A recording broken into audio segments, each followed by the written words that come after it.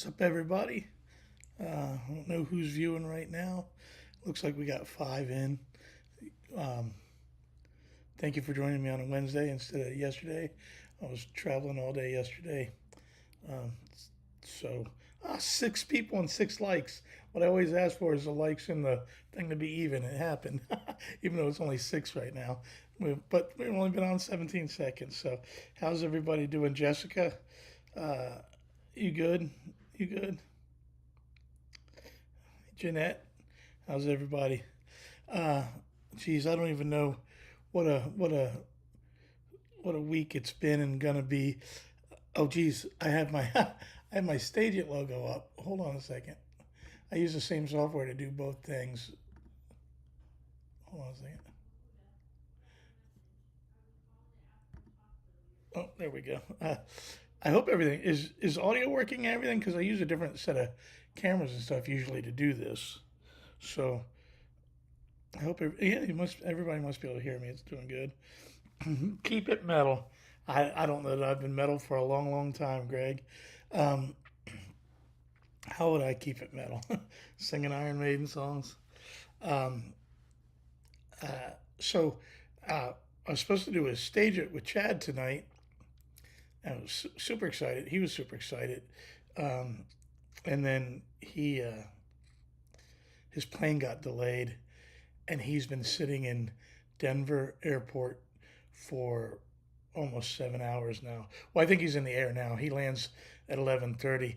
Normally, when I do these streams, I get to I do the stream and then I turn it off and I just go back to watching other people's YouTube stuff.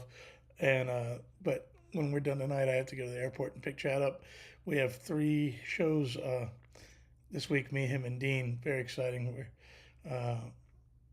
going to Frostburg, Maryland, which is kind of Dean's hometown. So it's exciting to get to bring this to him. I think Dean's excited about that, you know. And then we're going to Long Island, and we're playing this very um, like club that I wasn't very aware of, but it's very historic um, in Long Island. Like Springsteen played there, and all kinds of people played there. It's a dinner theater thing, which is perfect for what me, Chad, and Dean do. So I'm excited about that. Uh, and then um, and then we're playing at Rascals in Boston, which will be the third time we've played there. And Don Jameson is going to be with us, comedian. It's awesome. What an awesome place to play. So I got a packed weekend of me and Chad and Dean's acoustic rock and roll with some new songs in the set, some different things. So if you guys are in any of those areas, anywhere, please come out and check it out and hang out with us. If you've already seen it, it's going to be a little bit new. So, what was I? Where do we go this week with things? Um, does this go to Amity and find the house? And so you know what's funny, Dave? I've been to that house, believe it or not. Um, Danny Stanton, one of the very first times me and my buddy Danny Stanton, who is famously managed Dee Snider since he was like 16 years old, uh, took me by that house. If we have the time, maybe I'll go by and get some pictures with it. I haven't had any reason to use my super high tech glasses in the last week or so, so maybe that's something I'll do. Uh, it's funny that you mentioned Amityville, and then I have to mention Danny. If you look at my hat, it's from Area 51, and so I think all you guys know that I went and I got to meet. Hey, Susan. Uh, I got to meet Whitley Strieber this week, which is probably what I'm going to talk about more than anything on this particular live session because I still can't get any of it out of my head. But while I was meeting Whitley, Danny and his son, because I played in Laughlin, Nevada, which is outside of Vegas, and Danny manages Dee, and Dee was part of the party girl with us this weekend in Laughlin. So while I was in LA meeting Whitley on Friday, Danny and his son drove all the way out to Area 51. And that's the second time Danny's done that. And one time I would like to do that with Danny. It's funny. Uh, it's funny. with all the technology stuff, I guess the signal gets dropped there, because I keep thinking to myself, oh, hey Jen, is Terry with you tonight, or is Terry on? Look at everybody, 19 viewers and 9 likes. Let's get the likes up and the subscriptions. Please hit the subscribe. I can't wait to hear about your last encounter with Whitley and the book he gave me. Oh, we're gonna get to that. We're gonna get to that. So I keep thinking, uh, I have this drone that is made by DJI, which is a big drone company, but it's a new little portable drone that they made um, last year called the Neo, and it's fascinating little drone. I say fascinating a lot, I know, but without the use of a controller or keyboard or any other deck, it'll follow you. Um, and film everything you're doing, so you can walk freely without the confinement of trying to control it. It's super easy to use and super high tech, but also super small. Um, and then I have the glasses that you guys all know with the camera in it, and multiple other camera gear. And I at some point this year, I'm just gonna go to Area 51 and and go as far as I can with the drone and the glasses. I'm gonna go live on Facebook with the glasses, because I can't do it live on YouTube with the glasses. And at some point this year, I'm gonna let them shoot me, man. If you really don't lose signal, I'm gonna like to see if they'd really shoot is worth getting shot for. That might sound crazy, but for all the world to see, I don't know. I'm gonna do it. I hope Danny goes with me. Danny's been there twice though, so but that's it's one thing that I haven't done yet that I really need to do. So I tell a joke. Well, I don't have any jokes, but I will tell you that before I started the live tonight, I was watching Chelsea Handler has a new special on Netflix. I don't know if any of you guys know who Chelsea is, but Chelsea, even more than Dave Chappelle, really beats up the male white straight community, uh, which is me. I'm the enemy. I'm the target to most of that world, and but I find her funny as can be, man. I'm glued to her when she has a new special, and I don't know if you guys check her out or anything. Do any of you guys know who Chelsea is? But she's awesome. She has a new special on Netflix. If you got time, check it out. I feel like that's what I do. I feel like this show is about me telling you things that I found are cool, and you guys go check them out.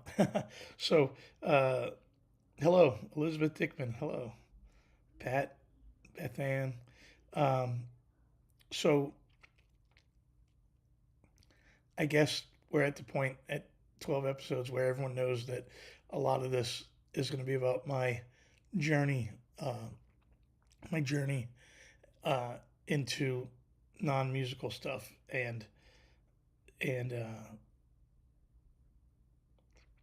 it all has to do with kind of my new and current connection with Whitley Strieber. Um, so I think I want to give a little bit of backstory, if you guys don't mind. Um, I think I've said it a million times. I've written about it. I've posted about it. Uh, in my first book, I had this huge chapter about what I think. Just in time, Jackie. In my first book, I have this chapter that explains that I believe that I've had these experiences, uh, and all you can do when you think that's happened to you is the roller coaster is fucking amazing. And I remember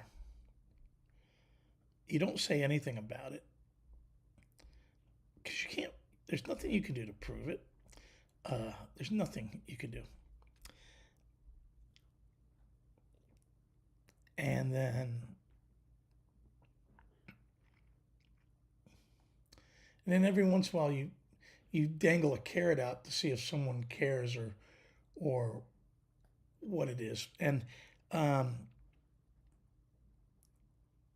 all the stuff that happened to me when I was young, you know, to be real honest with you, me and Brett talk about it all the time. Um, he listens. I don't know what, you know, Brett's an interesting guy. If you remember the live Facebook that he did last, he talks about things like the spirituality of Christmas and Santa Claus, and he's there's an innocence deep inside that guy that is uh, unexplainable, and um, he hello Angel Brian, what's up, buddy? Um, his reaction to the extraterrestrial phenomena is very open minded, but very skeptical. And there's a lot of him that will find reasons why it's not true to protect himself because he doesn't want to believe it's true. Because, and this becomes the reason why there isn't disclosure. Uh, oh, yeah, Chad is fucking mad, buddy. Like, mad. Um, the reason that it's such a strange topic is because of the people's inability to open their mind, not because they don't want to believe, because the fear of the unknown is bigger than anything in the whole world. Um, but me and him talk about it a lot, and he's you'll find that he's super anti Roswell. Uh, he has a million reasons why Roswell didn't happen. And for the most part, I think I've told you guys before, I don't, the one thing me and Brett 100% agree on is that the notion that little green beings fly from other universes in little tiny metal ships is completely ridiculous. And why do they choose to land in such weird places? And why, if they can fly through the universe, did they crash in Roswell? Um, but Whitley and a few other people have a lot of evidence that is starting to sway me, a lot of theory that's starting to make sense to me, um, along with my own theories that possibly it happened, possibly it happened. Um, but anyway, the experiences happen in your life, and you don't want to fucking tell anybody. And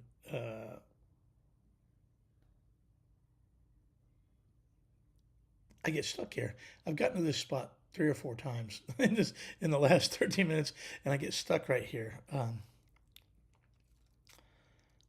And the reason I'm so tied to Whitley Strieber is, um, at the time I thought I was the only one in the world, but learning now that there were millions like me, when he released that book, um, Communion, that was the first time that anybody that has gone through what we went through uh, had just seen that face. I know something similar appears in Close Encounters movie, but to just see it on a book cover, um, you just you're like, what the fuck? How did this guy? How does that guy fucking know that? Uh, so so you read the book and you're connected, and I think that it was 1990 when I finally read the book, and at that time I took a chance and I came out. I started speaking about this stuff to certain people. I had some hypnotherapy, some past life regression, some different things to try to help me deal with this stuff. Um, go leave your DNA on that. At the same time, in those couple of years, I'd signed my first record deal with some odd reason, and my buddy Chris Apostolou, who was the artist for the record label and a partner, still a good friend of mine, and his partner um, Scott Cohen, they were really good friends of mine, and I was able to discuss with them some of what's happened in an open mind, with an open mind, and I think it was Scott that kind of encouraged me to let this become who I am. Uh, all right, Sarah.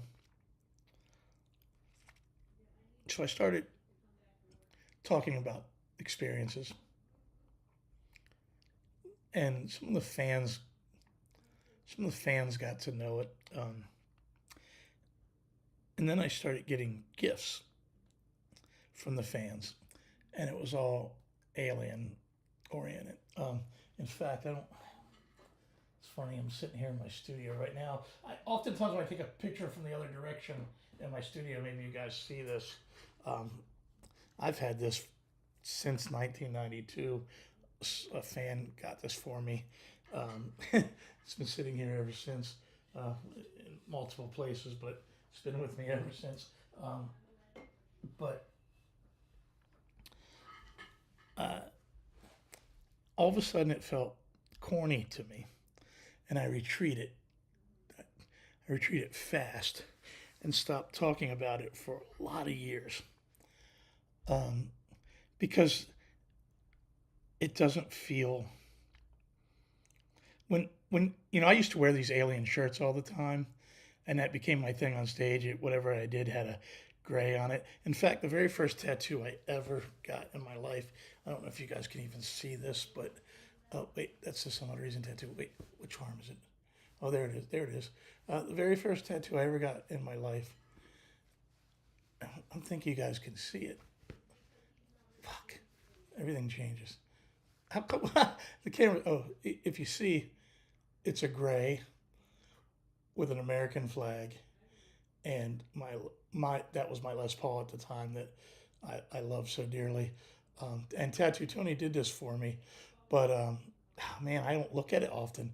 It still looks good. um, so let me see. Oh, uh, so I regressed and I put it all behind me because all of a sudden I felt like it was a joke. And then I tell people about it from time to time. And I just decided to write about it in my first book, just one chapter. And what I have found is interesting. Um, what I find is interesting is that book sold thousands and thousands of copies. In fact, I was looking through my photos the other day when my first book came out. Every fan or friend that got the book, I took a picture with, whether they wanted to or not. I wanted a picture with, and thousands and thousands of people and hundreds of interviews and things I've done. And what amazes me is how skipped over that gets. Maybe 10 people out of the thousands that I've met that bought my book ever bring it up. And all they ever say is, yeah, that one really weird chapter, I'm not going to talk about that. So, and that book was 12 years ago. So I put it away again. I put it away. And then, sorry, I'm going so slow. I'm trying to tell the story 100% correctly. Um, as Whitley will tell you, or would tell you, and probably has told you in podcasts if anyone's watching. Um, the reason behind them seems to be the reason of contact seems to be an awareness of our social environment, or not our social environment, our environment, and also the threat of um, artificial annihilation, nuclear weapons and stuff. And so, m- much like Whitley, the entire, and so many other people, the experiences are, you walk away, whether you're terrified or you finally become fine with experiences, you still walk away with the sensation that you have been chosen to be part of an army to help save the world. Um, and so the experience is slow, and and then all of a sudden the Ukrainian war starts, and all you guys that know me know that the second that the the the conflict in the Ukraine started, I went I went fucking ballistic. I lost my mind. Uh, the talk of nuclear war, seeing that on the screen like a child in the '80s, devastated me, crushed me, uh, and all of a sudden, all of us who have these experiences, relationships, became heightened again. Our senses became heightened. Our connections became heightened. Even in the last month or so, making connections and finding out that people I know my whole life are connected to this that I didn't know till now. And so, speaking with Whitley at lunch last week, that comes up, and the conversation becomes that we are at this time in life where both the environment is crumbling. I personally, my soul understands that. My personal life is, I don't tend to that as much as maybe I should, and maybe that's why this is all happening again. But as Whitley said, we've never been closer in our entire life to the threat of annihilation. We are closer now than we were in the 60s, the 70s, and so there's a there's a urgency now to figure out how to make the change or make the awareness. And Whitley often says, disclosure will not come from the government; it will come from us.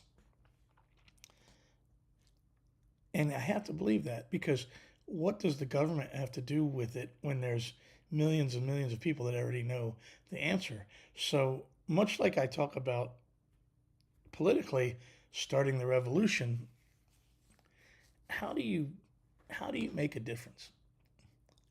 How do you my fight is now this. My fight is that it is time for disclosure. So whether it's political or religious or about sexuality, how do you make a fucking difference? I I have to believe that over 12 weeks of doing this, maybe I've opened a couple people's eyes to interest. I know some people have bought some books and stuff, but what does anyone do about anything that they want to change without violence? I don't believe protest does anything. I don't believe a million people standing in the street somewhere with signs ever does anything. I don't. So so that's on my mind. How do you make a difference? Hey Thea. So back to the Whitley thing. Um, Meeting Whitley was amazing. Uh, he's so kind, and he's a lot different than what you see on the on TV. What you see and what you read is 100% real, um, but he's a little more paranoid. I wouldn't use the word paranoid. He's a little more cautious and more afraid. Um, of people watching him, who to trust. And I get that. Why, you know,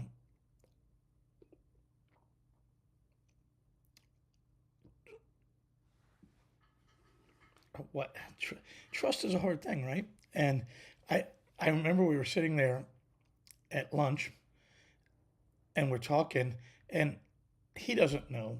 He's an almost 80-year-old man. He's not a rock fan. He has no idea who I am. Like no idea who I am. He agreed to meet me as a um, as someone as a fan of his. And we're talking about a lot of things. And the one thing that I realized about him is he's told the story, his own story. Uh, Greg, it's funny you say music has power to change the world. In my entire life, I have you have no idea what you're saying. As arrogant as it sounds, I've said this a million times in my life. I, I've always believed it's like the I'd like to teach the world to sing in perfect harmony, the Coke song. I've always believed that somewhere deep inside of me, I may one day write the song that changes everything. Maybe one day I'll find the words in a song to change the world. But I've always believed I could, and I always believe I will. So it's funny that you say that, Greg. And which Greg is this, by the way? I'm sorry to say that. I know so many Gregs. I'd just love to know who I'm talking to. But so uh, in our conversation, me and Whitley are talking. At some point, he invites me back to his home. We got kicked out of the restaurant. To be honest with you, we were in there for like 2.5 hours, and it was we were at the Santa Monica Seafood. Apparently, it's some real famous place. Uh, and we were there for like 2.5 hours, and finally, they literally came to the table and told us we had to leave. And there was other people with us. There was my friends Gordon and Anthony, who are the reason that I know Whitley. And there was another guy who was actually the producer or the director of the last two Godzilla movies, who um, is working with Whitley on doing something pretty amazing, to be honest with you. But so we're talking, and we're kicked out, and Whitley invites me back into his home. And what's up? All right, Greg Maddox. So uh, all I can think is that whatever I've said or done, this guy obviously trusts enough to let me into his home. At this point, this would just be like a fan meeting Brett. I could have been crazy, and I could have been the whole thing could have been a setup. I could have been set. I could have my crazy camera glasses on and be setting him up to look like a fool. But whatever I said or did, he trusted enough that we went back into his home to talk for a little bit. But the one thing I saw in person with him is the real pain that he feels.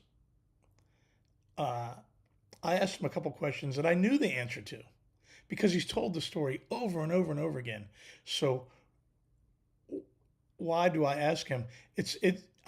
Me and Brett talk about that a lot. If you do an interview a million times, why does anyone have to ask a certain question? I found myself a fan more than I've ever been to anybody in my entire life. And I found myself doing fan things that honestly annoy me, and I was doing them. Um, but the pain, some of that stuff hurts. Uh, the loss of his wife, it still haunts him. Uh, the relationship with his real son, they have a great relationship, but there's some pain there. And the pain of the memories, and the fact that he lost everything. You know, he won when he had a hit book, and then he lost when he got ridiculed. It came and went really fast. And there's a lot of pain. The one thing that I thought was interesting uh, is that I've never seen anyone ask him about Travis Walton. If you guys know, Travis is the other super famous um, abductee story that a movie was made out of. And he goes, "Oh, I know Travis very well." And the first thing he goes, without a doubt, there's no denying his story is 100% true. And he was very much, even more than his own, Whitley said, even more than my own story that I still question sometimes. You'll never convince me that what happened to Travis didn't happen. Uh, and I thought that was cool for him to say that. Um, Interestingly enough, Whitley knew Carl Sagan, and I guess I never really knew that, but that was um, that was interesting to find out. And we laughed and we talked about a lot of things. And two of the most important things that happened, um, I was explaining to him the story of me. And I think I explained this to all you guys. By the way, there's 26 people watching right now. If you haven't subscribed, please subscribe. Get your friends to subscribe. Help me out. I try to get a few subscribers every time. Um, if this is your first time watching, I usually only spend a little bit of the time on this topic, but I this today this is all about this. So um, I was explaining him to the story about how I had begged the Greys to let me off the tether, meaning to let me explore that dimension without their supervision. Uh, That's correct, Greg. Um, and to which they fought me hard on it, explained why not, and I just begged them to let me do it, and they did. And when they did, and I know I've told the story on another live, uh, they did, and when they did, exactly what they said would happen happened, and it's a very comparative to the Last Jedi. The only way to make anyone that's watched the Last Jedi, that moment where Luke is teaching Rey about the Force and she finally sees it, and when she's left to her own devices, she goes to the dark side. I didn't go to the dark side, but I went somewhere dark and something that scared me, and it scared me so much that I jumped back into my body, and for a long time, the experiences were over. And I was explaining this to Whitley, and I said, I felt like I'd been expelled from a school. And his eyes lit up. And he goes, it's when you feel like you were expelled that your journey has actually just begun, and they actually are trusting you differently than you think. And he got real excited about it. The notion that I had said I felt like I'd been expelled, he felt the same exact thing in his life. So that was a very, very unique moment. And then um, his knowledge of it is fascinating. And it's hard to communicate because you have to start from the beginning, and I don't have the ability to start from the beginning to explain where everything's at. But um, I was telling him a story about a trip to Sedona, and I don't know if I've ever told you guys a story before. My son Gavin, who wants no part of any of this, but he was he was witness to this experience, this story that I'm about to tell, which is not of an alien encounter, but about dimensions and reality and space and time. And me and Gavin were on a hike up Bell Rock in Sedona. Beautiful, beautiful rock formation. And if I've told this before, I'm sorry. But all these people are climbing. Everybody's climbing. Gavin's at this great young age, full of energy, full of excitement. And we get to this certain spot, and younger people and older people, all kinds of people, continue to climb. Nothing super scary, but if you were to fall, you would die. There's no question. We're high enough up and far enough up, but it's not undoable. Children are climbing this thing. Older than me, people were climbing this thing, and I hit this spot.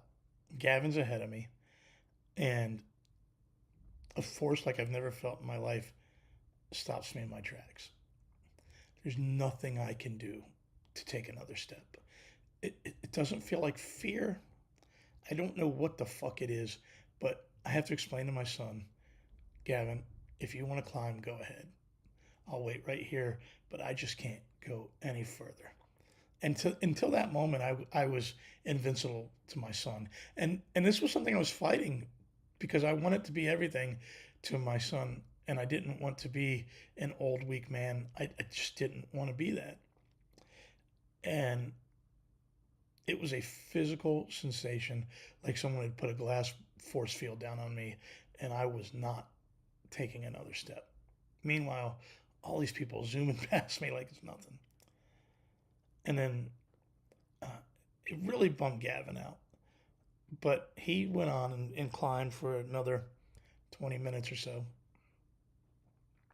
Came back down, and I'm just sitting there. The whole time I'm pondering what the fuck is going on. I'm looking at this thing thinking, I can do this, I can do this.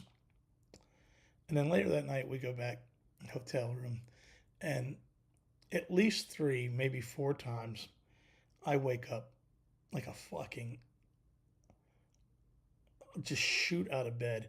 I had the same exact similar dream, different people around me at different times in my life or my age, but I took that step and fell off that rock and fucking died. I would fall back asleep and I'd wake right back up, fall back asleep, wake right back up. Gavin was witness to this too. He was in the room with me. And again, every time I woke up, it was the same dream, but not the same dream. And so I'm explaining that Whitley, and he smiles. And I say, so do you think that is other reality, me dying in other realities? And he just laughed. He goes, that's exactly what this is.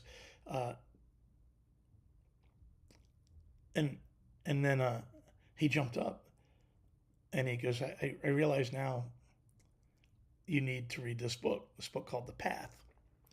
It's one of the rare books from Whitley that I've never read. Because when Whitley's wife died, Anne, he began to write more stuff based in spirituality, and I wasn't ready to go to that yet. And so there's 4 or 5 books that I skipped out on. There's something called The Key, and then The Path. And he handed me the book, and he autographed it, and he looked at me with such severity. He said, if you're not going to read this, please email this, or please mail this back to me. But this has the answers you're looking for. So that was Friday. He gave me the book. Obviously, I didn't get to start reading it then. And Saturday I had a show. So I started reading it Sunday on my flight. And then I finished the entire thing last night.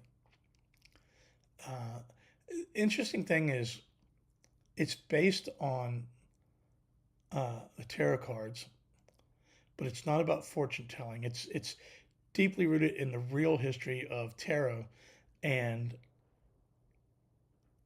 what the cards mean, not how to lay them out to tell your future. It shouldn't even be called tarot the way he's explaining it. It's ancient history of the story of what each of those cards mean, and the journey and your life cycle and all the different parts of who you are and what these cards represent. But take the cards away. You read each card basically in the tarot describes a part of what's supposed to be everybody's journey in life and how to get to ascension. But the lessons have nothing to do with tarot cards. So I hate even saying that, but I'm saying it to you in case any of you guys buy it and read it and start to explain it. And the interesting thing is, as I've always tried to tell people, since I was 5 years old, there's information in here, and I can't spit it out in English or any language. I can't spit it out in any language. But everything in this book I already fucking knew. And this morning when I woke up and I emailed Whitley and I told him, like, a much longer conversation, but at one point I said, everything is, while this was all brand new and fresh to me, I've already known all of this. He understood exactly what I was talking about. And if there's anybody that's struggling for any reason, feels trapped, even if you're not on the journey that I'm on, looking for the word's ascension. It's it feels weird to me to say, but I would recommend this book, The Path. It's inspiring. It's inspiring, and I believe that even for those not on the same kind of journey I'm on, will give you enlightenment to possibly get out of the rut you may be in.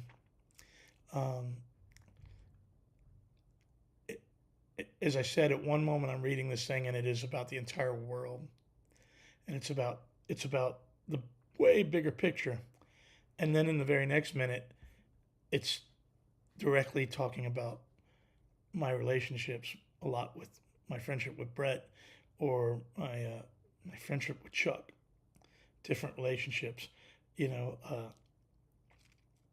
I've said this before.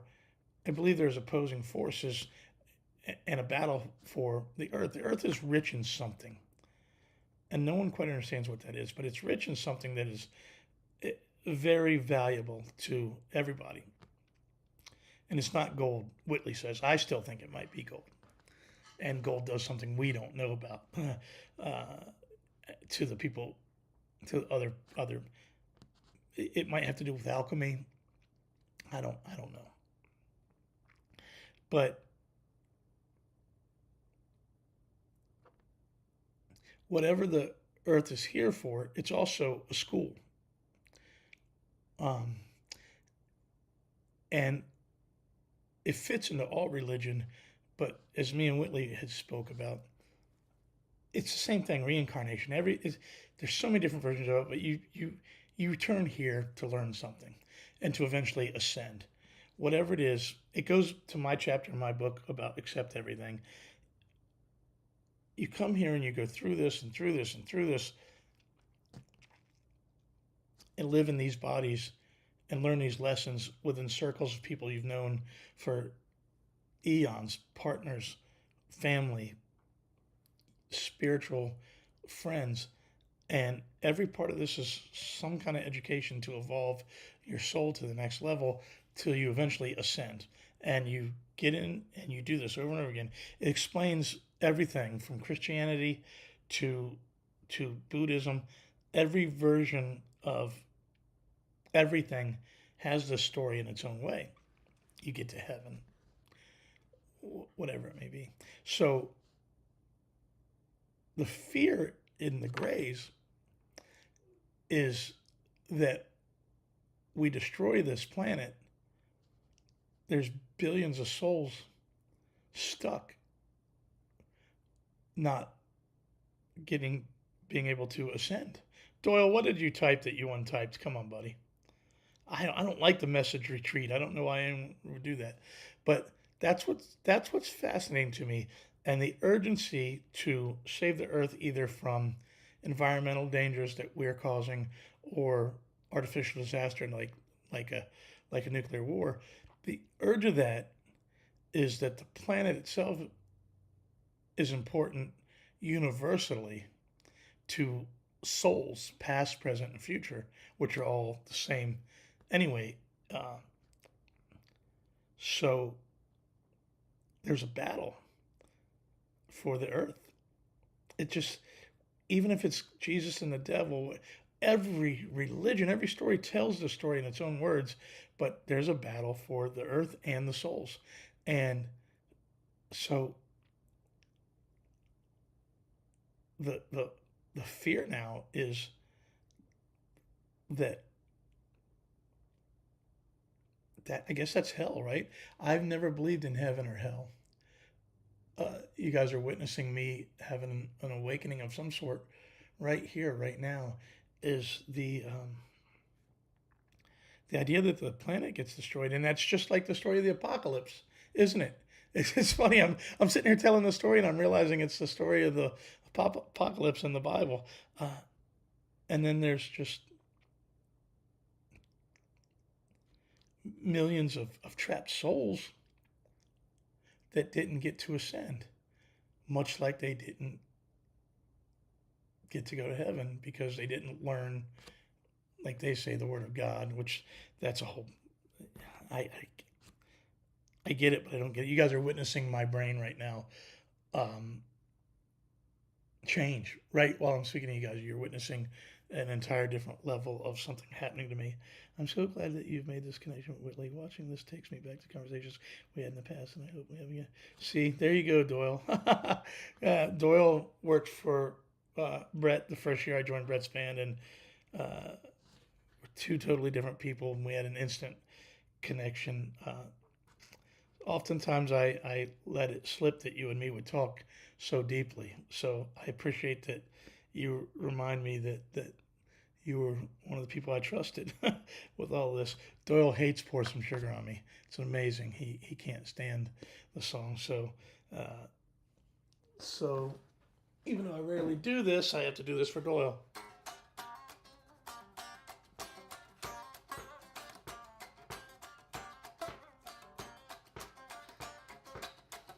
Love you like a bomb, baby, come and get it on. Love you like a lover with a radar phone.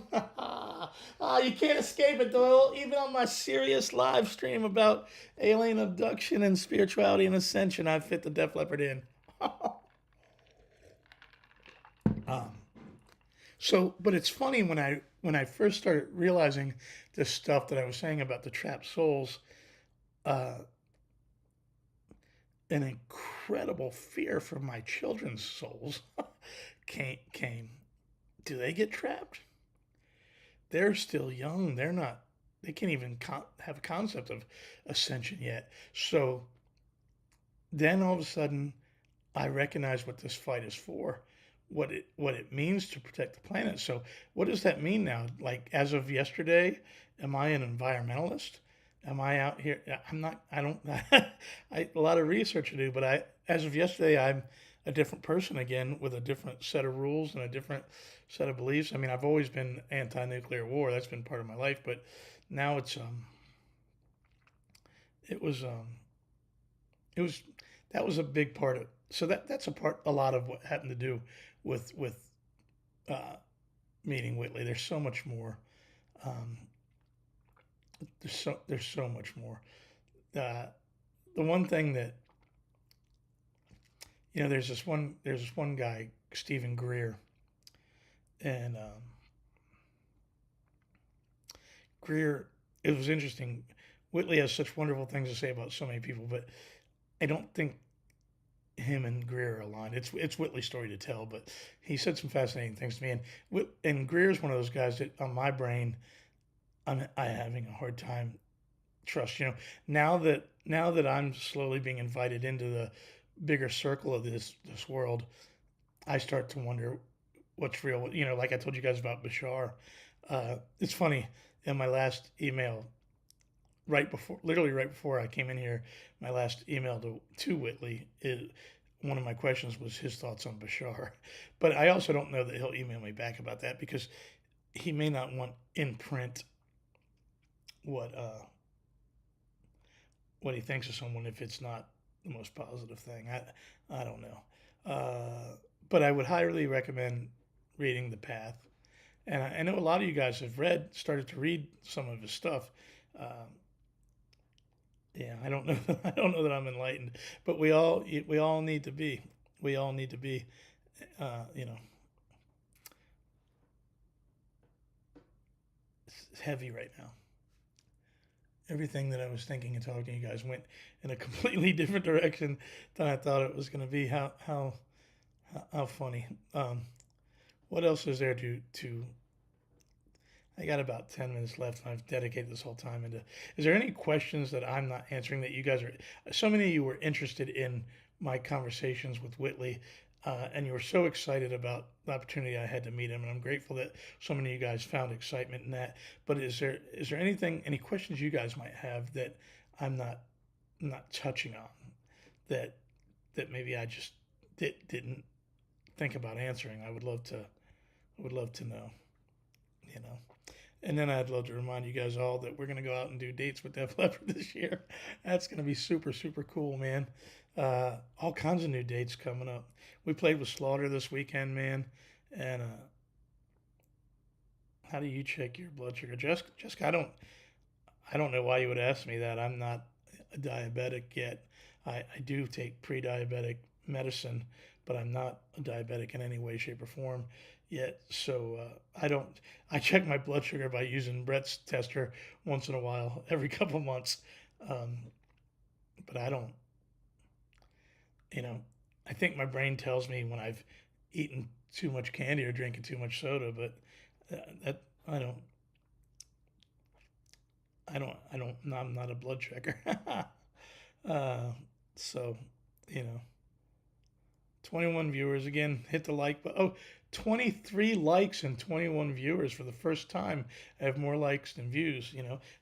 So, but everybody's being kind of quiet. Did I stun everybody? If I've left you guys with absolutely nothing to say. Uh, too much this time. There was something else really important I wanted to talk about today, and I didn't make my notes. So,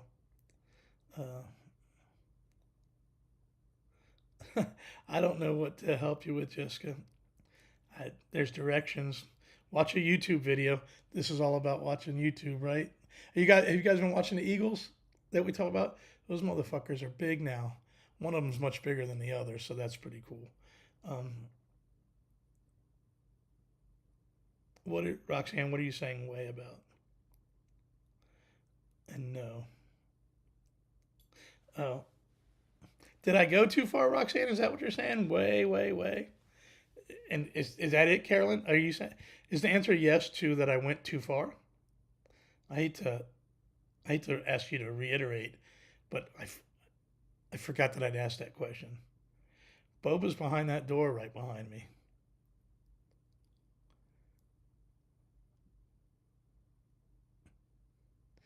But Carolyn and Roxanne, are you guys saying that I went too far? Yes. And why do you say that, Roxanne? What do you mean by that?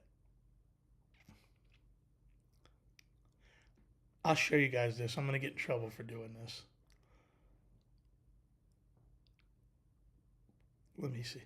Let me see. I don't know if I should do this or not, because my private life is my private life, and I don't like anyone to see anything outside of what I want you to see. I hate to say that, but Boba, Boba, what are you doing, buddy? Boba, come on. Watch him open the door. Boba, come on. Are you not coming? Oh, he did come. Boba, come here. Boba, come here. There's a delay in the camera. Oh, all right, Boba, shut the door. Shut the door. There you go. He came in. He didn't like being on TV. He left. I'm watching I can see the playback. And look at him shut the door. I was watching on the playback myself. It's amazing. What I saw Jeff Marshall pop in. I hear you, Jeff. Jeff, have you been there the whole time? And you just say you always pop up just at the end. Oh, Chris, what's up, buddy? How you doing? Bring a fireball. I don't think he can. I don't think he can open the door and shut the door with the fireball. I don't know. Oh, look, Janet's watching too. Guess what, Janet? I didn't make any candles. I drove all the way down there, and somewhere I lost my glasses. And so I couldn't pour any candles. So Chad, like it or not, is getting up with me at 8 o'clock in the morning, and we're going to go down, and while he unpacks his drum set. I don't know if you guys have seen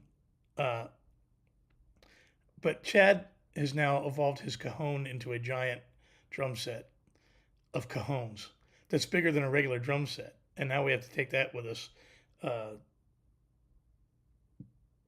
everywhere. I don't even know how we're going to fit it in my Bronco, along with me and Dean's guitars for our shows this weekend. But anyway, Janet, I'm going to come in at 8 or 8:30, and while Chad's putting his thing together, I'll pour the candles while he's putting it together. Um, Look at all the love for Boba. You want to see him do it one more time? Watching him shut the door is what's the best. But I'm going to turn so I can see him when he... Boba, come back. Come on, buddy. Come on. Come on. Come here. Come here. Can you jump up? Jump up. Jump up. There it is. Say hi to everybody. Say hi. I know. I love you too, puppy dog. Anyone that doesn't know, this is Boba, the most amazing dog in the whole world. All right. Go shut the door. Shut the door behind you. Boba, shut the door. Shut it. Good dog. Never gets old. I've been watching it for 7 years.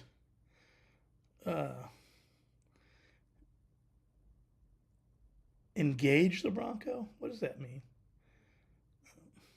Yeah, Dave, I don't give...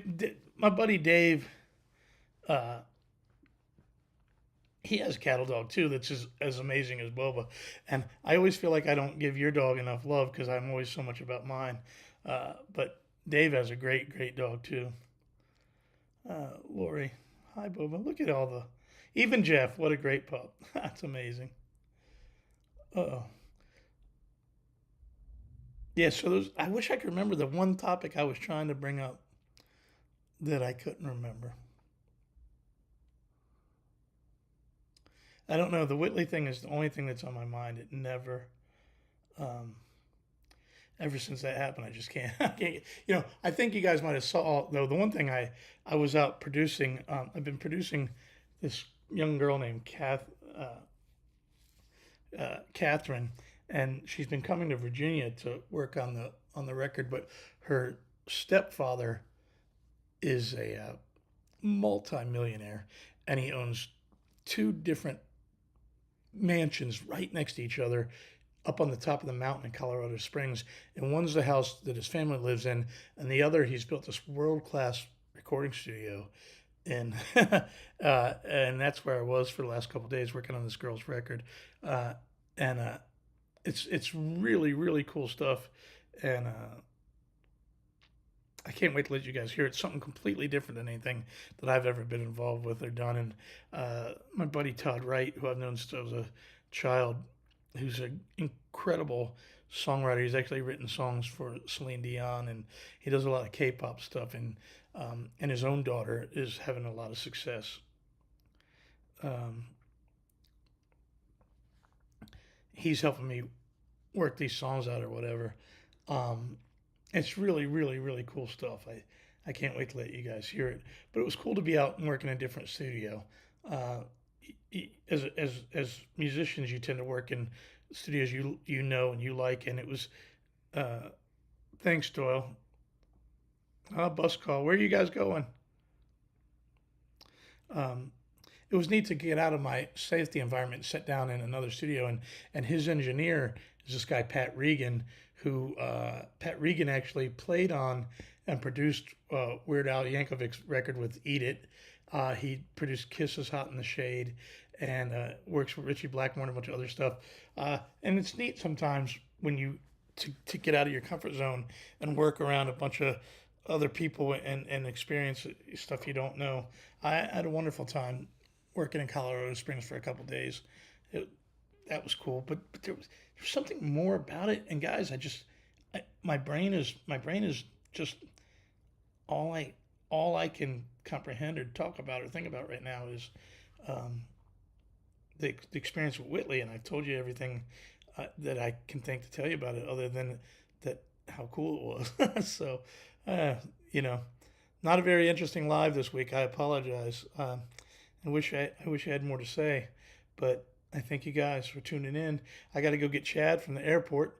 Chad lands at 11:30, and he said, we're going to go out. Don't plan on going straight home. We're going out drinking for at least an hour. That's what he said, at least an hour. I said, but, here we are in my studio. We don't have to go out. This is never far. It's sitting right here. So I don't know.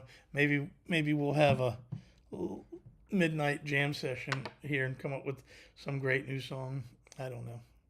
We'll see. Anyway, subscribe, like, leave some comments. Apparently, the comments matter too. Everything matters on YouTube. So anything you guys can do to help out, I appreciate it. And I hope I said something interesting because this was a weird one tonight. I didn't expect my brain to do that in front of you guys. So, but check it out, man. Everybody should be on their own path of some kind of enlightenment, you know. So The Path is the name of the book from Whitley if you're looking for something to read. And there's so much more I won't. There's so much more about the experience with Whitley that I want to talk about. You know, I will tell you this that he does all these podcasts, and in if you ever watch his podcast, he's always there's a green curtain. It's really ugly looking green curtain, to be honest with you. Looks very, very, very 70s. It almost gives you the sense that he's been living in this house since the 70s or early 80s and never changed the decor. And then when we went in his house, I saw that curtain. And it freaked me out. If you notice, I took the picture with him in front of the curtain. And so if you go back and watch any of his podcasts or any of his shorts or Instagram, you see that curtain. And I remember the very first time I ever went to Brett's house.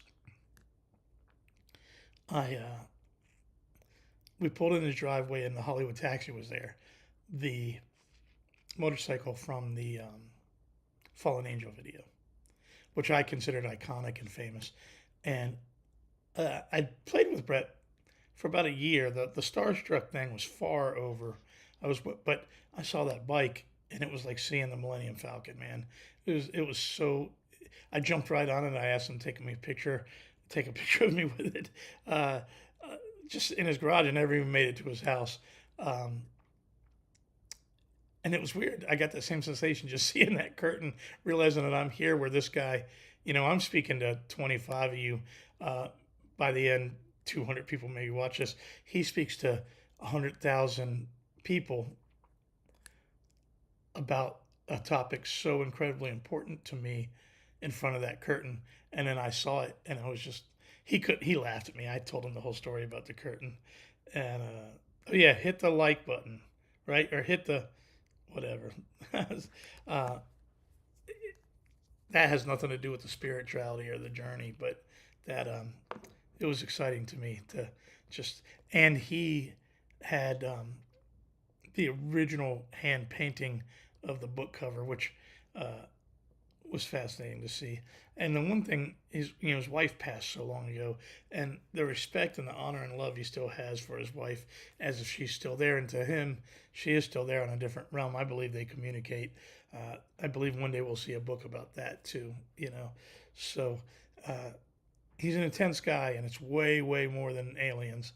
It's not just grays. It's an experience that it's an experience about different worlds, different dimensions. It's just bigger than you think, and we're all involved. We're all involved, and I have the ability to reach people that he doesn't, because I think that's my journey. I'm going to walk away from it with a lot of people thinking I'm crazy. I'm probably going to have a lot less friends, but it's my mission and my journey now to be part of this crusade of disclosure. This is going to be who I am, I guess, from now on. Just trying to wake people up, tell them that there's something bigger and more important than whatever car they want or how big they want their bank account to be. So, anyway, everybody have a one. Oh, I remember now. There's this. The one thing that has always been instilled in me from the Greys, and I talk about it a little bit in that one chapter of my book, is that there needs to be what is in my head is called a return to innocence. Um, in the almost 20 years that I've known Tina, uh,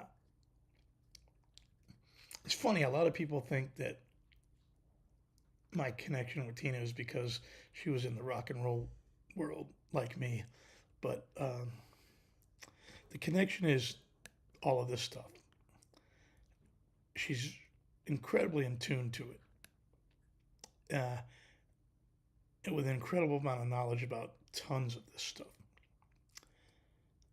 And but and over the years, I often talk about a return to innocence. And in all the conversations that I've had with her over the years, it's really the only thing she ever questioned. Why do you keep bringing that up? What is it about innocence? And I've never quite understood it. Return to innocence. Innocence, innocence, innocence. And in The Path, the book The Path that Willie wrote, and in his new book, he refers to the fact that to get to where we're heading, we have to become like children again. And when I spoke to him about that, he says, become as children. And I asked him about that, and I explained to him the message to me is a return to innocence. His eyes light up. Same thing. It's the same message. To which, at that point, me and him discussed the fact that translation of the stuff we're told is hard because it is a different language they're speaking. They're speaking a different language, and we're able to interpret some of it, but we interpret it our own ways, and then we get afraid of that we have miscommunicated. And where he has heard become as children, I heard return to innocence, but they're the exact same thing. And yes, open to everything, Dave. That's exactly it. What you're saying is exactly it. It's the same message that they've given him, that they've given me, that is the most important thing for all of us to do. That's exactly it, Dave, is to be open to everything. And that was another thing that we spoke about. I'm sorry I'm going over the hour now, but all this stuff just came back to my brain. Is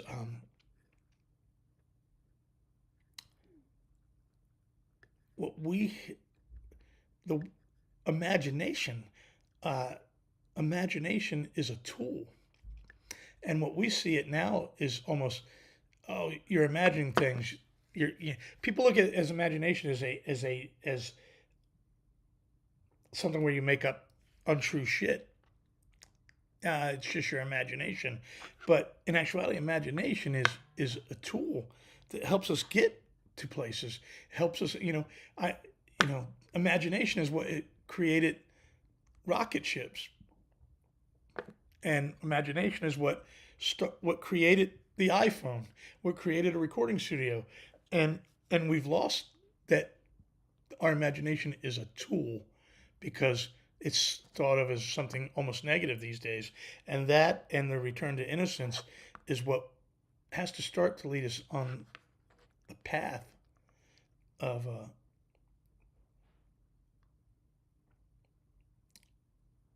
enlightenment, of saving the planet, of whatever it is. I'll get there.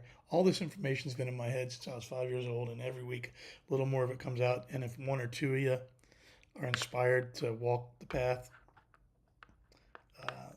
that's awesome. And if 10 of you think I'm crazy, I hope you still come to hear those Poison songs. I hope. All right, guys. If you had a good time, man, maybe spread the word to some of your friends to join us sometime. Check it out. Watch the replays. Get us to where we're going with this. You guys have a wonderful week. Sean McNally. Sean, quit your life? Sean, I'm going to keep going. Sean, have you been on the whole time? I never know. I don't know. You should go back and watch this one. Uh, for all you guys that don't know, it's funny when some of my oldest, deepest friends pop in on here. Sean, Sean was the pastor that married me in my first wedding. We were way close friends before that. And Sean, as I told you guys before, I've searched for religion my entire life. Unbelievable amount of searching. And Sean was one of the few trusted people. Again, a pastor. He's a pastor from a family of pastors, a life of God. uh, and I look to Sean, enormous amount of my life as a spiritual leader. And Sean, you got to answer. Have you been on this the whole time? I often forget that you're unlike stage. Everybody can go back and watch this stuff from the beginning. Um, uh, you know, I there are countless times. My very first recording studio was in my parents' basement. Sean had been recording with me that long. That was in 1990. Thanks, Greg. 89, maybe 90. My very first, before we moved it into me and Chuck and Bear moved it into the big facility. And so the whole band would leave. And I used to have the street light. If you ever watch my best days video, that's filmed in front of the real house that I grew up in, and where Gavin, who's playing me, parks his car, is by the street light. And that street light, Sean, maybe 100 hours of time in our life we spent in the middle of the night under that street light, me just begging Sean to prove to me there's God. I did not want to believe. I wanted to believe. I think Sean will tell you that. Tell him it's true, though, Sean. Tell him what I'm saying is true. And Sean, the reason I'm bringing this up is because if you watch the whole thing, you'll realize that on camera tonight, I had a very, very spiritual, religious epiphany that stopped me in my tracks. I'm still talking slow because I'm having a hard time comprehending what happened as I was discussing discussing what I'd learned from Whitley Strieber this week, and discussing some of my new stuff I've been thinking of. All at once, it became Christianity. All at once, everything I think made sense and fit into the Bible. I'm not going to be a Christian. I'm not going there. I didn't just find Jesus. Let me fucking tell you guys that right now. That is not what fucking happened. But I found out that the path is it's very similar, and I think we all end up at the same place somehow. Anyway, Sean spent hundreds of hours trying to explain what faith was, trying to explain. Sean, I remember you and me having a conversation about the meek shall inherit the earth. I thought about that a lot this week because in the book I was reading, Whitley brings that up a lot. And Whitley himself is not a religious man, but his reference to the Bible, almost as it's a historic book, was I think that's been on my mind too. So to watch what happened to me tonight is I don't know, it's just powerful. And I hear you, Janet. Your Jesus is stupid. That's all I'm going to say. There's nothing more fun than picking on Janet about religion. If you guys ever get to know Janet, it's fun. Right. All right. All this, and now I got to go get drunk with Chad on a Wednesday night. You guys, thank you for being my friend. I think we're all friends. So thanks for being my friend, and we'll see you next week, and we'll see if any of us grew a little bit. Sean, I hope you're doing great, buddy. I hope you're doing great. I wish I could tell you guys more about what Sean has done in his life, but it's his story. Sean, if you are you still doing your YouTube and your journey, your I want to tell them about your journey, but I might get it wrong. Uh, Sean's one of the most amazing human beings you'll ever meet in the world, and I'm just going to tell you that uh, he's inspiring just to speak to. He's inspiring, and uh, Sean did some amazing things in the last couple of years. He turned his life upside down in a way that I've never ever known anyone to do, and for reasons that are fascinating to me. And he did it with a fucking smile on his face. And to listen to him talk about his story, Sean, I don't know if you know, buddy, but my whole point is to become a real YouTuber and turn this into a thing. I have to have 1,000 subscribers and 4,000 watched hours. After I have for that, I can turn this into something that becomes more of a business. And once I get to those goals, I'm going to uh, start having guests. And one of the things I always said was, instead of me trying to have my rock star guests on, I, I want to tell the story of normal people. I want to have normal people on and show how fascinating they are, because everybody I meet, I can tell a story that makes them sound like a superstar. And maybe that's my storytelling ability. Maybe that's the gift I have. I've written 2 books that I'm a guy sitting in an apartment with some guitars behind him. Uh, but I find everything about people fascinating. My friend Susan Payne, I could sit and tell you a story. I could tell you stories about Susan that she's one of the smartest chicks you'll ever meet, and she would come hang out in our rock and roll world on, you know, super nerdy chick with an intelligence level beyond beyond belief, and and never ever dressed or acted like the rock chick. Always kind of dressed down, always kind of just plain Jane and glasses. But for some reason, it was so hot that every guy in the building was always fighting for her. She's a very unique human being that I, in all my years of playing rock and roll and watching twisted relationships and people moving around, I would sit at Wednesdays on Sundays and just watch dudes fight for her. And don't get me wrong, she's a super beautiful woman, but in the rock scene, she wasn't the rocker girl in the rock scene, and she, you know, what's up, Sebastian? But I could have her on and have a tell a tale of her that sounds like a fantasy. And my buddy Sean, I got that's what I'm gonna have to turn this into. I'm gonna have to just turn this into my guess. It's gonna have to be Pete's friends and some of my childhood friends that watch this, and introduce you guys to them, and I think that might be, here's a moment of enlightenment too. This might be my way of showing everybody that everybody's special. This might be what this is all about. That I have the gift to paint a picture of every single person, whether you think you're special or not.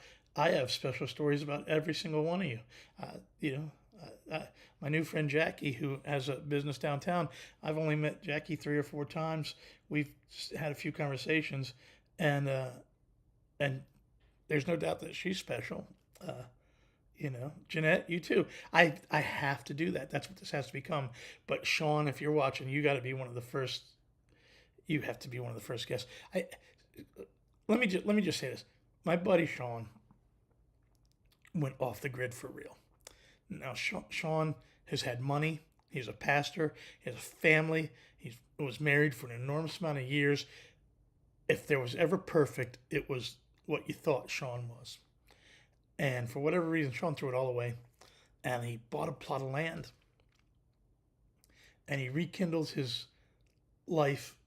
After being 50 years old, he rekindled his life with his high school sweetheart, and they moved onto this plot of fucking land in a tent.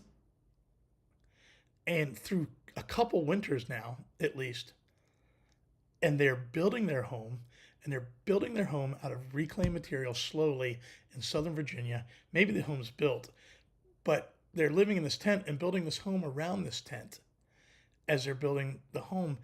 And at first, no electricity, at first, no running water, none of this stuff. And let me fucking tell you guys, again, he's a guy that's had everything. He's had everything you could ever dream. Been in touch with God, been enlightened, had a beautiful family, has a beautiful family. And he went off the grid, man. And when I talked to him after he'd been off the grid for almost a year, he was happier than fuck. Happier than all of you guys. Whatever it is that he's got, it's amazing. Sean, you got to come. I got to start doing this, guys. Help me get to 1,000 likes. and let me start doing the guest. It'd be great. Hour and 21 minutes of nonsense. You guys have a great Wednesday. Thank you for spending some of your time with me. It's ridiculous. Thank you so much.